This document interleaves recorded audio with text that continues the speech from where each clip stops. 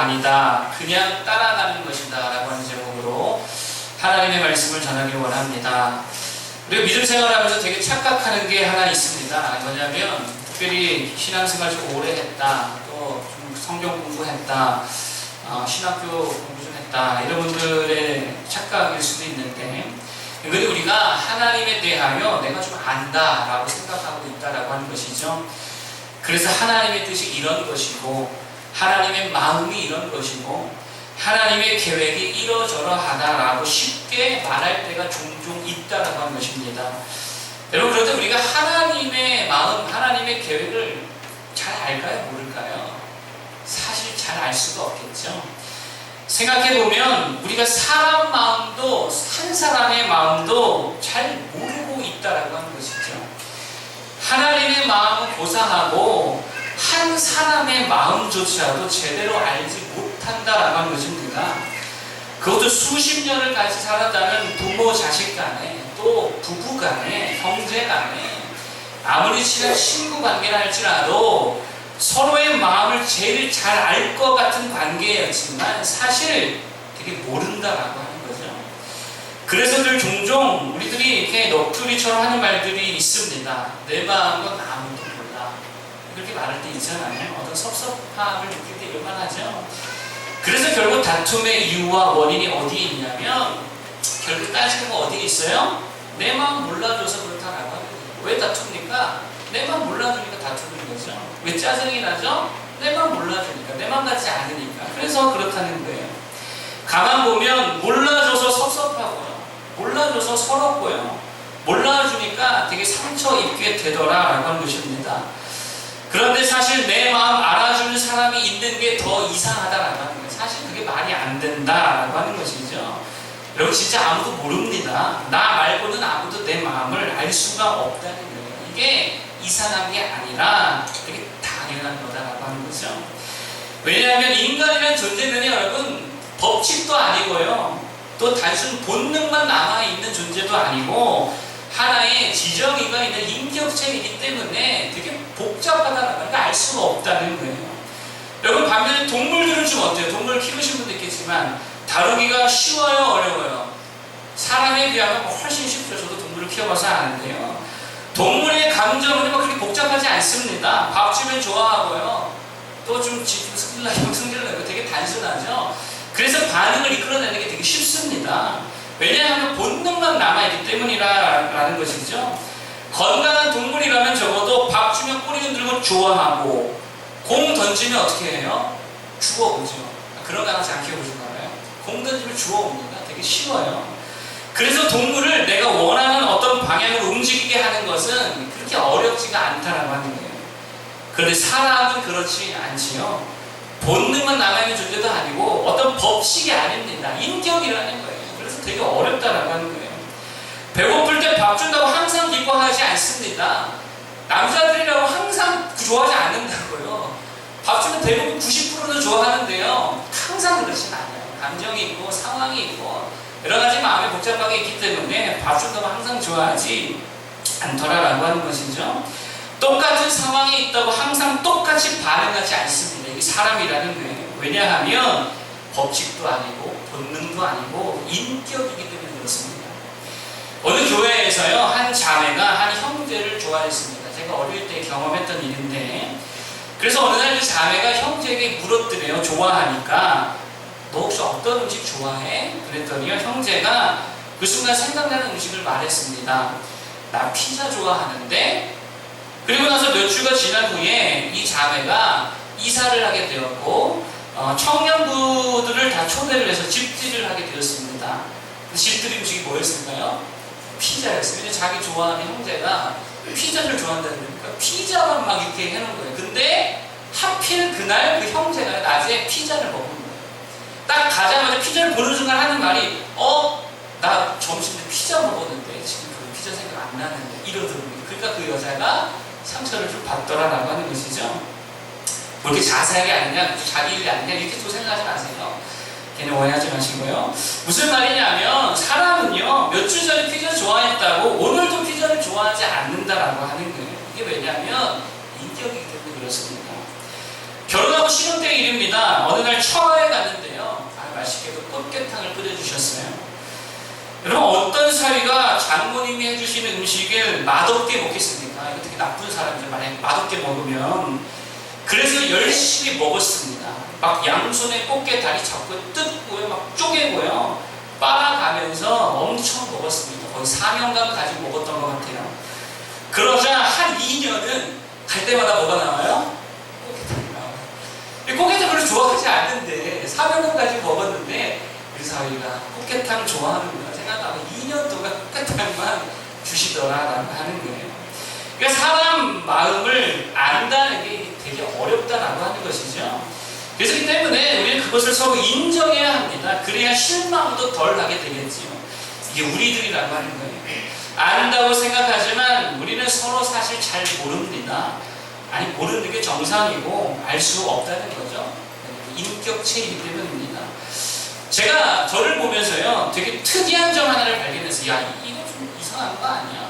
이렇게 발견했는데 그게 뭐냐면 사람에 따라서 제 감정의 반응이 막 달라진다라고 하는 것을 제가 느끼게 됐어요. 어떤 거냐면 이런 거예요. 어떤 사람이 교회 앞에서 담배를 태우면서 저한테 말을 걸잖아요. 근데 어떤 사람이 그러면 되게 화가 나요. 되게 짜증이 나고요. 제발 좀 안 그랬으면 좋겠거든요. 근데 또 어떤 사람이 그냥 담배 피우면서 있으면은요, 그냥 아니 뭐 그냥 한 곳에 돌아가서 피우면 좋겠다, 이 정도 생각만 들지 막 짜증이 나거나 그러지 않거든요. 똑같은 모습을 바라보면서 제 마음이 천지 차이가 있다라고 하는 것을 제가 보게 되었습니다. 제가 자녀가 넷이잖아요. 어떤 아이가 용변 실수를 하면은요, 해가 그걸로 위축될까봐 야 괜찮아부터 말해요. 괜찮아, 이거 아무것도 아니야, 아까 치웠는데 괜찮아 괜찮아. 근데 어떤 아이가 실수하면은요, 화부터 내요. 야 너는 몇 살인데 아직도 뚜껑을 못 가리는 거, 아직도 실수하는 거야. 똑같은 상황인데 똑같은 반응이 나오지가 않는 거예요. 똑같은 말을 들어도 언제는 이해가 되는데요, 언제는 이해가 안 됩니다. 똑같은 말이 언제는 위로가 되는데요, 어떨 때는 되게 불편할 때도 있어요. 이게 인격체이기 때문에 그렇다라고 하는 것이죠. 자, 이렇게 우리는 한 사람의 마음도 헤아릴 줄 모르는데 감히 하나님의 마음을 안다고 말할 수 있느냐라고 하는 것입니다. 여러분, 하나님은 법칙이 아닙니다. 하나님은 기계가 아니십니다. 믿으십니까? 자유가 있으시고요, 의지가 있으십니다. 똑같은 상황에서 어떤 자에게는 은혜를 베푸시기도 하시는데 어떤 자에게는 매를 들기도 하신다라고 하는 거예요. 똑같은 상황에서 어떨 때는 백성들을 광야로 인도하실 때도 있는데요, 어떨 때는 푸른 초장으로 인도하실 때도 있다라고 하는 거예요. 야곱과 에서가 있었는데요, 기준이 없습니다. 하나님의 뜻입니다. 야곱은 뭐 했다고요? 사랑했고, 에서는 뭐 했다고요? 미워했대요. 기준이 없어요. 태어나기도 전에 하나님이 이렇게 정하셨어요. 그러면 하나님이 불의하십니까? 어떻게 생각하세요? 아니라는 거죠. 로마서 9장에 보니까 이렇게 말합니다. 이 사람아, 네가 누구이기에 감히 하나님께 반문하느냐? 지음을 받은 물건이 지은 자에게 어찌 나를 이같이 만들었다고 말하겠느냐? 토기장이가 지름 한 덩이로 하나는 귀 있을 그릇을, 하나는 천 있을 것을 만들 권한이 없느냐? 라고 말합니다. 여러분, 우리는 종종 하나님의 뜻, 하나님의 선택, 불공정하다고 생각할지 모르겠습니다. 불합리하다고 생각할지 모르겠습니다. 여러분, 그런 똑같은 상황에서 우리 자신은요, 그렇게 생각하지 않는다는 거예요. 되게 인지 부조화라고 할 수 있는데, 여러분, 이런 거죠. 마트에 가서 물건을 고르는데, 여러분이 물건을 고른다 생각해 보세요. 가령 에어컨을 구입한다고 생각해 봅시다. 근데 여러 제품을 고르다가 S회사 제품을 골라서 결제를 했어요. 근데 갑자기 L 회사 직원이 오더니 아니 왜 우리 제품이 아니라 저쪽 회사 제품을 사냐고, 나보고 되게 불의하다고, 불공정하다고. 그럼 여러분 뭐라 그러겠어요? 아니 내 돈 주고 내가 샀는데 네가 뭐라 그래? 이렇게 말할 건 아니겠어요? 내가 내 맘대로 했는데 네가 왜 뭐라 그래? 그런데 내가 그렇게 선택한 거에 대해서는 그렇게 얘기하면서 하나님의 선택, 하나님의 결정에 대해서는 하나님 왜 누구는 선택하고 누구는 택하지 않았습니까? 라고 마치 하나님이 불공정하거나 불공의하듯이 이야기하고 있다는 겁니다. 인지부조화라는 것입니다. 여러분, 그런데 하나님은 우리보다 훨씬 더 자유로우신 온전하신 인격체인 줄을 믿으시기를 바랍니다. 선택과 그의 뜻과 그의 마음의 모든 결정에 있어서 하나님은 자유로운 선택을 하신다는 거예요. 여러분, 우리를 이끄시는, 인도하시는 방식도 법칙을 따라 하는 게 아니라 이를 이루시고 성취하시는 하나님 자신의 뜻을 따라서 하시는 줄로 믿습니다. 그러니 우리가 어떻게 그 하나님의 계획과 뜻과 마음을 안다고 말할 수 있겠느냐라고 하는 것이죠. 여러분, 우리는 모릅니다. 아무것도 모릅니다. 이걸 인정해야 된다는 거예요. 전도서를 읽었는데요. 전도서의 주제가 무엇입니까? 많은 사람들이 전도서의 주제를 헛되다, 인생 헛되다 이렇게 이야기하세요. 그래서 전도서 1장 2절에 이렇게 말하잖아요. 전도자가 이르되 헛되고 헛되며 헛되고 헛되니 모든 것이 헛되도다. 주제죠.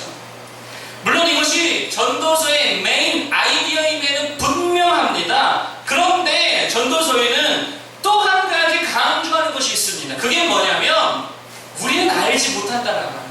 아는 것 같이? 아니야. 알지 못해. 여러분, 뭐 많은 구절이 있지만 오늘 읽은 구절만 찾아볼까요? 11장 2절 볼까요? 11장 2절. 자, 시작.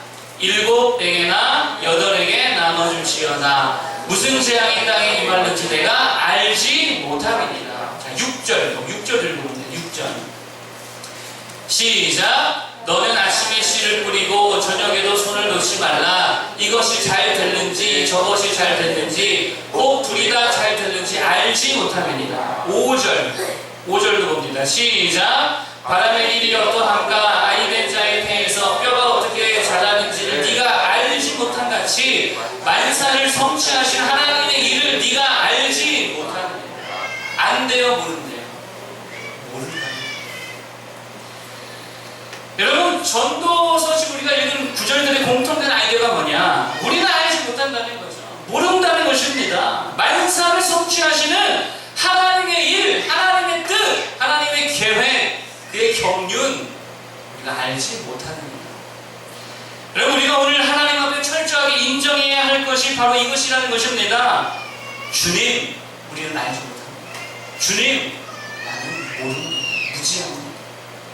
우리는요, 종종 기도하다 드는 생각을 가지고 하나님의 계획과 하나님의 뜻을 예상하거나 예견하기도 하죠. 하나님께서 우리를 이렇게 인도하시려나, 우리에게 이런 방법으로 응답해 주시려나, 그 사실 내 생각일 때가 되게 많거든요. 그거 사실 내 바람일 때가 되게 많거든요. 근데 마치 그것이 하나님의 계획이라고 생각하는 실수를 범할 때가 많다는 거예요. 그런데 오늘 성경에 보니까 우리는 하나님의 일을 안다 모른다라고 하는 것이죠. 어떤 사람은 경험으로 하나님 안다 그래요. 전에도 이렇게 인도하셨던 경험이 있으니 이번에도 이렇게 인도하실 거야. 그럴듯하죠. 여러분, 그런데 성경 보면 하나님 그렇지 않다는 거예요. 하나님 인격이십니다. 법칙이 아니라는 거예요. 늘 같은 방향을 인도하지 않는다는 것이죠. 저번에 오른쪽으로 인도하셨다고 이번에도 오른쪽으로 인도하시느냐? 그렇지 않다는 거예요. 저번에 쉬운 길로 인도하셨다고 이번에도 쉬운 길로 인도하시느냐? 그렇지 않다는 것입니다. 저번에 병을 고쳐주셨다고 이번에도 병을 고쳐주실까요? 그런 보장이 없다는 거예요. 알 수 없다는 거예요. 아무도 모른다는 거예요. 신약 성경에 보면 예수님이 제자들을 부르시는 되게 비슷한 장면이 누가복음 5장과 요한복음 21장에 나옵니다. 그래서 뭐 자유제약자들이 같은 사건이다 이렇게도 말하는데 같은 사건은 아니고 다른 사건이죠. 누가복음은요, 처음으로 예수님이 제자들을 부르시는 장면이고요. 요한복음은 부활 후에 제자들이 다 흩어졌을 때에 다시금 제자들을 부르시는 장면을 기록하고 있는 게 요한복음입니다. 그래서 되게 비슷한 장면이 있고 또 차이가 나는 장면이 있다는 것입니다. 어떤 차이가 있냐? 누가복음 5장에서는요, 어부들에게 밤이 새도록 고기를 못 잡은 어부들에게 주님이 이렇게 말씀하세요. 깊은 데로 가서 그물을 던져라. 그래서 깊은 데로 갔더니 고기가 잡혔을까 아니었을까요? 많이 잡혔어요. 아주 찢어지도록, 그물이 찢어지도록 잡혔습니다. 자, 그런데 요한복음에서는 주님이 뭐라고 말씀하십니까? 이게 법칙이라면 또 뭐라고 말해야 돼요? 또 깊은 데로 가라 할 텐데 그렇게 말씀하시지 않아요. 어디로 가라고요? 배 오른편으로 그물을 던져. 달라요. 방식이 달라졌다는 거예요. 똑같지 않다는 것입니다. 여러분, 만약에 제자들 중 한 사람이 야, 전에 주님 깊은 데로 와서 금을 내리라고 하셨잖아. 그러니까 오늘도 깊은 데로 가자라고 해서 깊은 데 가서 던졌다고 해봅시다. 많이 잡았을까 못 잡았을까요? 100% 못 잡았을까요? 과거에 하신 말씀, 과거에 하신 방법이 다인 줄 알고 이번에도 깊은 데 가서 금을 내렸다면 아무 소득이 없었을 것이라는 것이죠. 여호수아를 보면 하나님께서 이스라엘을 전쟁에서 이기게 하는 방법이 늘 같습니까? 다릅니까? 달라져요. 어떨 때는 그냥 돌기만 해도 이기고요. 어떨 때는 매복을 해서 전략적으로 이기게 하십니다. 방식이 달라진다는 거예요. 하나님이 인도하시는 법칙이 아닌 줄로 믿습니다. 하나님의 뜻대로 인격이신 자유로운 결정을 하시는 하나님의 뜻 가운데로 우리를 다양하게 인도해 가신다는 거예요. 그러니까 하나님의 인도하심과 계획을 마치 법칙, 수학 공식 알듯이 내가 안다고 말한다면 그 되게 바보스럽다는 거예요. 여러분, 우리는 알지 못합니다. 우리 잘 모릅니다. 이거 인정해야 된다는 거예요. 그래서 믿음 생활이란 다 알고 가는 게 절대 아니라는 것이죠. 어떤 법칙, 어떤 원리 하나 가지고 가는 게 아니라는 것입니다. 하나님의 인도하심의 가변성, 다양성을 늘 인식할 줄 알아야 될 줄로 믿습니다. 따라서 그렇다면 우리에게 필요한 믿음 생활의 자세가 뭐냐? 몇 가지를 말씀드리고 마치기를 원합니다.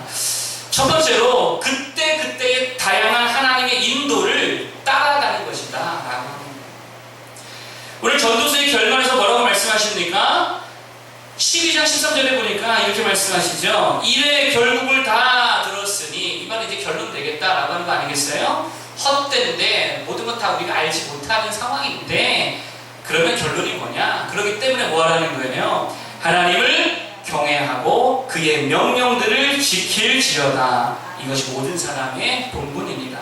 핵심이 뭡니까? 명령들 지키라는 거예요. 말씀 따라가라는 거예요. 따라가라. 앞서지 말라는 거죠. 순간순간 주시는 말씀들을 그냥 뒤에서 따라가는 거, 이게 신앙 생활인 줄로 믿습니다. 주도권이 누구에게 있는 거예요? 내가 아니라 하나님께 있다고. 정확하게 하나님께 있음을 인정하는 우리 모두가 되기를 바랍니다. 하나님을 강아지 대하듯 하지 말라는 거예요. 강아지를 움직이게 하려고 공을 던지듯이 하나님 움직이게 하려고 어떤 법칙대로 이렇게 하면 저렇게 하시겠지, 저렇게 하면 이렇게 하시겠지, 그거 아니라는 거예요. 주도권이 완전히 하나님께 있어야 된다라고 하는 것입니다. 그래서 하나님께서 우리를 광야 한가운데로 인도하시든지, 푸른 풀밭으로 인도하시든지, 풍랑이 있는 바다 가운데로 인도하시든지 주도권을 하나님께 드리고 우리는 주님을 그저 매 순간 따라가는 모습이 되어야 이게 진짜 믿음 생활이라는 거예요. 많은 목회자가 범하는 실수가 있지요. 그게 뭐냐면 부흥과 교회 성장에 대한 법칙을 연구한다. 통계를 내고요. 그래서 이렇게 하면 부흥 될 거야, 이렇게 하면 성장이 일어날 거야, 법칙을 세운다는 거예요. 제자 훈련했더니 부흥했다더라. 다 제자 훈련하자. 제자 훈련한 게 다 부흥했습니까? 아니에요. 두 날에 셀 그걸로 한번 가보자. 그랬더니 부흥되더라. 갔어요. 다 부흥됩니까? 안 돼요. 무슨 방법을 했더니 되더라. 다 법칙을 말하고 있는데 그 잘못된 접근이라는 것입니다. 개인도 마찬가지죠. 이러이러 했더니 성공했다더라. 이러이러 했더니 대학에 합격하더라. 그러니 우리도 이러이러하자. 잘못된 접근이다라고 하는 것입니다. 그러면 올바른 접근이 뭐냐? 완전한 하나님의 주권을 그대로 인정하고 주권을 다 주께 내어드리고 순간순간을 기도하면서 다양하게 이끌어가시는 하나님을 의지하며 나아가는 것, 이거랍니다. 제자훈련 하나 하시면 그때 제자훈련 하는 거죠. 무슨 복음을 전도해라 하는 거예요. 콩나물 전도해라 하는 거예요. 진돗개 전도해라 하는 거예요. 선교하라고 선교하고 그때그때 하나님의 인도 따라 주시는 말씀 따라 겸손하게 주님이 이끄시는 대로 따라가는 것, 법칙이 아니라 알고 가는 것 아니라 그저 따라가는 것. 성경에서 좋아하는 인물 중에 한 사람이 있습니다. 에녹입니다. 에녹이 어떤 사람입니까? 성경은 에녹에 대해서 되게 짤막하게 말하거든요. 에녹은 65세에 무두셀라를 낳았고 무두셀라를 낳은 후 300년을 하나님과 동행하며 자녀들을 낳았다. 300년을 하나님과 동행했다. 이게 의지죠. 동행했다는 말 히브리어로 보면 할라크입니다. 할라크. 이게 종종 따라가다라는 말로 번역되는데요. 저는 이 표현이 더 맞는 것 같아요. 300년 동안 하나님과 동행하며, 이것도 좋은데 300년 동안 하나님을 따라간다. 짧지만 강력한 메시지가 여기 있다고 생각합니다. 에녹은요 300년을 따라갔다는, 앞서지 않고 하나님을 법칙으로 여기면 좀 안다고 교만하지도 않고 겸손한 그 뒤를 따라갔다. 여러분 잘 보시기 바랍니다. 기독교는요 돛 닦는 종교가 아니에요. 어떤 깨달음의 종교도 아닙니다.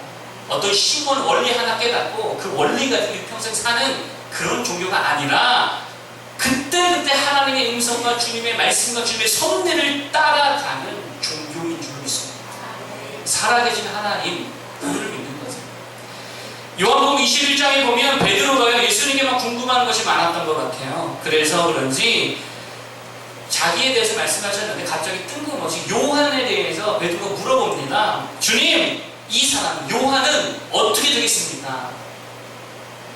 여러분 우리도 이렇게 주님께 질문할 때 있지 않느냐는 거예요. 주님, 우리 교회는 장차 어떻게 될까요? 주님, 우리 가정은 어떻게 되겠습니까? 주님, 내 자녀들 어떻게 되겠습니까?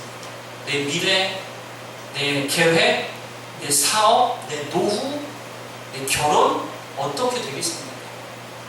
똑같이 물어본다는 거예요. 그때 주님의 대답이 무엇입니까? 내가 올 때까지 그를 머물게 하고자 할지라도 네가 무슨 상관이냐? 너는 나를 따르라.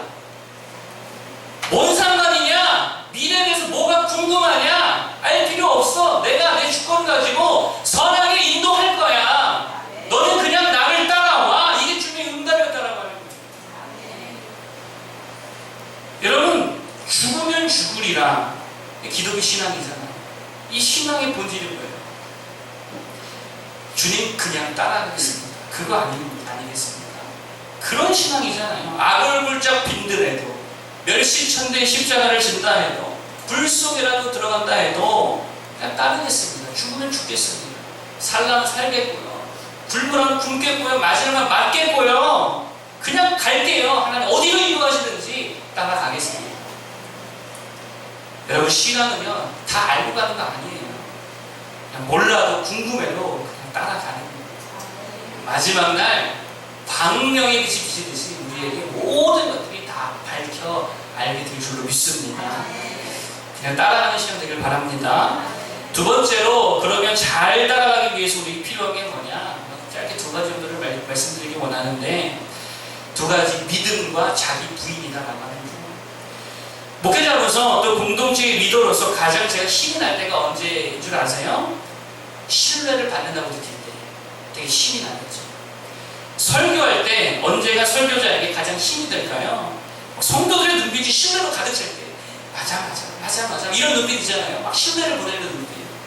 그때 힘이 나겠죠. 그런데 눈빛을 딱 보는데 의심의 눈빛. 이상한데 아닌 것 같은데, 글쎄, 이런 눈빛으로 저를 보면 설교시가 막 위축이 막 돼요. 차라리 그럴 때는 좋으시는 게 낫습니다. 그게 저에게 도움이 되는 거예요. 의심의 눈보다. 뭐 사이드 토픽이지만 공동체를 세우는 데 있어서 정말 중요한 덕목이 뭐냐면 신뢰, 믿음이라는 거죠. 이거 무너지면은요 그 어떤 공동체도 바로 세워질 수 없습니다.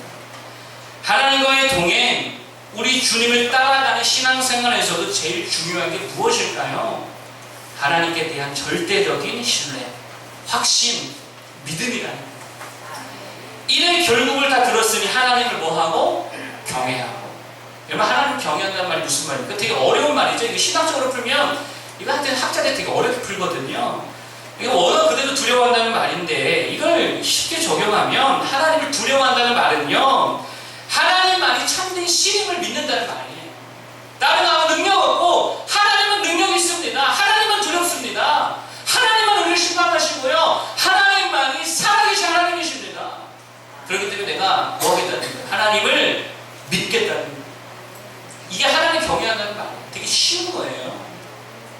일의 결국을 다 들었으니 하나님을 뭐 하라고요? 경외하고 믿으라고. 여러분, 우리가 하는 일이 다 헛되고 우리가 아무것도 아는 것이 없기에 누구를 신뢰해라? 하나님을 신뢰해라. 하나님을 인정하라. 하나님을 믿으라고. 우리에게 믿음을 요구하고 있는 줄로 믿습니다. 하나님을 믿는 모두가 되기를 바랍니다. 지난주 메시지가 뭐였습니까? 하나님이 사용하시는 미련한 방법이 세상에 사용하는, 우리가 사용하는 가장 지혜로운 방법보다 월등하고 강력하다. 이거 믿으라는 거예요. 내가 내린 결정보다 하나님이 내린 결정이 항상 선하고 옳다는 것을 인정하라는 거예요. 이사야 40장을 묵상하다가 원래 이사야 40장 보고 말씀을 전할까 하고 제가 묵상을 했는데 이런 말씀이 있죠. 외치는 자의 소리여 이르되 너희는 광야에서 여호와의 길을 예비하라. 사막에서 우리 하나님의 대로를 평탄하게 하라. 제가 이 말씀을 묵상하다가 좀 이상했습니다. 왜 하나님은 광야에서 또 사막에서 주의 길을 예비하라고 하셨나? 왜 하필 광야야? 왜 하필 사막이야? 주의 길을 예비하라는 말은 그 길로 오시겠다는 거잖아요. 근데 사막으로 오시겠다는 말이에요. 광야로 오시겠다는 말이에요. 지금 이상한 거예요. 왜 주님은 좋은 길 다 놔두고 비단길, 왕의 길, 뭐 하든 좋은 길 다 놔두고 왜 광야 길로, 사막 길로, 험난한 골짜 길로 오시겠다고 거기서 주의 길을 예비하라고 말씀하셨을까? 너무 궁금했어요. 이건 좀 바보 같은 거 아니야? 왜 굳이 험한 길로 오시겠다는 거야? 그런데 그 다음 구절을 보니까 이해가 되더라고요. 이렇게 말해요. 골짜기마다 도두어지며 산마다 언덕마다 낮아지며 고르지 아니할 곳이 평탄하게 되며 험한 곳이 평지가 될 것이고, 골짜기 다 메꿔버리고요, 산과 언덕 다 깎아버려서 하나님이 직접 광야에, 사막에, 골짜기에 대로를 내시겠다는 거예요. 이게 주의 길이라는 것입니다. 따라서 우리에게 요구되어지는 게 뭐냐? 하나님이 광야로 우리를 인도한다 해도, 사막으로 우리를 인도한다 해도, 사막의 음침한 그 골짜기로 인도한다 해도 뭐 하라는 거예요? 하나님을 믿음으로 따라오라는 거예요. 주님이 광야로 가면 우리 어디로 가야 됩니까? 광야 가는 거예요. 왜요? 주님 믿으니까. 사막으로는 어디 가야 됩니까? 사막 가는 거예요. 왜요? 주님 믿으니까.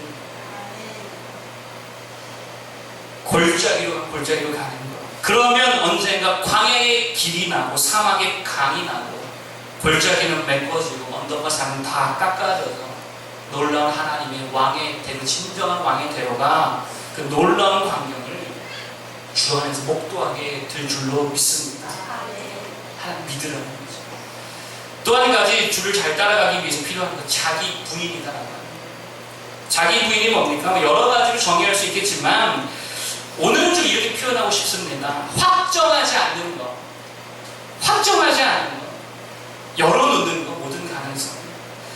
여러분, 우리는 종종 내 뜻을 하나님께 관철시키고자 주님, 이래야만 합니다 라고 기도하거나 구하거나 혹은 그래야만 하는 것이 혹 하나님의 뜻인 것 마냥 말하기도 한다는 거예요.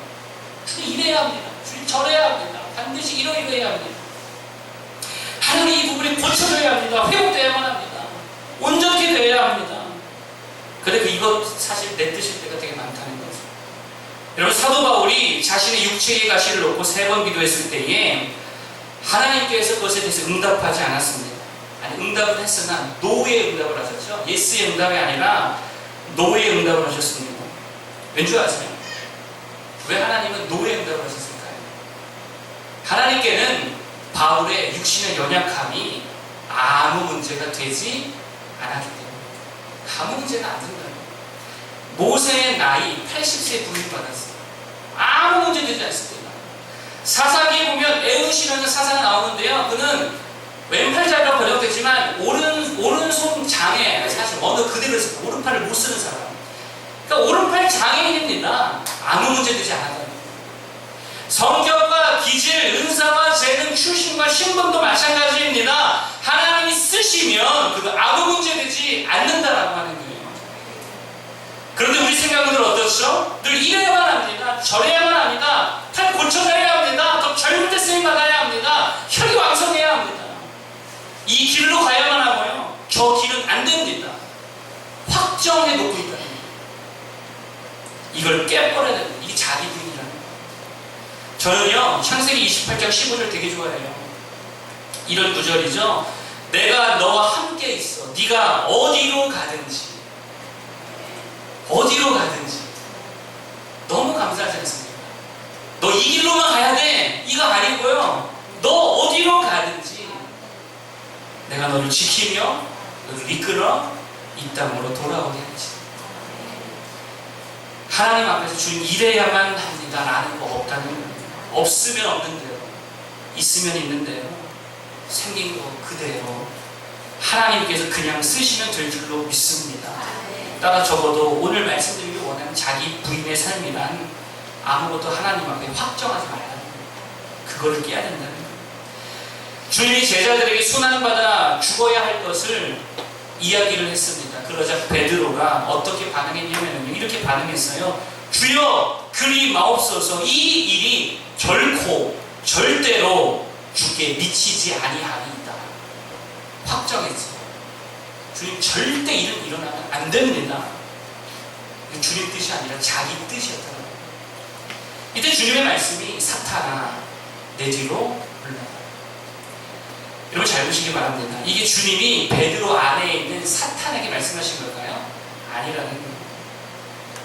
베드로의 자기 생각, 베드로의 자기 에고, 자기 확신, 자기 확정, 그거 뒤로 물러가는 거예요. 그거 부인하고 깨버려야 된다는 것을 말씀하고 있다는 것입니다. 하나님의 선하신 인도하심을 그대로 따르고 기다릴 줄 아는 신자가 되는 거예요. 제가 한 2주 전에 책상에 메모해놓고 잘 지키지 못한 게 있더라고요. 되게 큼지막하게 써놨는데 제가 잘 지키지 못했어요. 그게 뭐냐면 이제는 그만 말하자 오직 기도만 하자. 제가 이렇게 써놨습니다. 이제는 그만 말하고 기도만 하자. 기다리자. 하나님의 뜻을 기다리자. 응답을 기다리자. 잠잠하게 주는 응답을 기다리자라고 하는 내용인데 그렇게 잘 지키지 못했던 것 같아요. 시편에 보니까 이런 말씀이 있죠. 나의 영혼아 잠잠히 하나님만 바라라. 잠잠히 하나님만 바라라. 아무것도 확정해 놓지 말고 아무것도 내 뜻을 고집하지 말고 잠잠하게 인도하시는 하나님의 손길을 바라라. 이게 자기 부인이다. 말씀을 정리하기를 원합니다. 반주해 주시기를 바랍니다. 여러분 우리는 하나님을 잘 모릅니다. 진짜 모릅니다. 한 사람의 마음도 모르면서 어떻게 그 크신 하나님을 우리가 안다고 감히 말할 수 있겠습니까? 하나님은 자신의 뜻과 결정을 따라서 우리를 자유롭게 그러나 매우 선한 길로 인도해 주신다는 거예요. 법칙이 아니라는 거예요. 기계적인 어떤 원리도 아니라는 거예요. 따라서 우리는 알고 가는 게 아니라요. 예상하고 가는 것도 아니고 순간순간 인도하시는 하나님의 말씀을 그저 뒤에서 그냥 그렇게 따라가는 것이다 라고 하는 것이죠. 이때 우리에게 필요한 건 믿음입니다. 자기 부인입니다. 어디로 인도하시든지 어떻게 인도하시든지 그저 하나님을 믿는 믿음으로 따라가는 것, 믿음을 가고 쫓아가는 것, 나의 확신과 나의 확정 그게 아니라 오직 하나님이 사용하시는 미련한 방법이라 할지라도 내가 원하고 내가 생각한 지혜로운 방법보다 그것이 월등하고 훨씬 강력함을 인정하면서 따라가는 것, 그리고 그렇게 늘 잠잠하게 주를 쫓아가는 것. 요즘 많은 생각들을 하고 제가 많은 고민에 빠졌었습니다. 그러나 한 가지 그 고민 중에 깨달은 게 뭐냐면 내 생각과 내 계획, 내 뜻은 이게 다 아무것도 아니구나. 정말 나는 아는 게 하나도 없는 하나님 앞에 벌레마도 못하는 존재로 하나님의 뜻도 내 가족들의 마음도 성도의 마음도 내가 가진 얄팍한 지식으로 이게 알 수 있는 게 아니구나. 이걸 철저하게 깨닫게 되었습니다. 그래서 다시 마음을 잡고 잠잠하게 하나님의 음성을 기다리기로 마음을 정했습니다. 인도하시는 대로 따라가기로 마음을 정했다라고 하는 것이죠. 우리 모두가 동일한 마음을 품기를 원합니다. 하나님 어디로 인도하시는지 나는 그저 주의 말씀을 따라가겠습니다. 내 본분 다하면서 주님 믿는 믿음으로 나를 부인하면서 주님을 따라가겠습니다. 그러한 순한 양과 같은 모두가 되기를 간절히 축원드립니다. 우리 찬송가 십자가를 질 수 있는 460을 부르면서 우리 믿음과 우리 마음을 주 앞에 내어드리는 시간 되기를 바랍니다.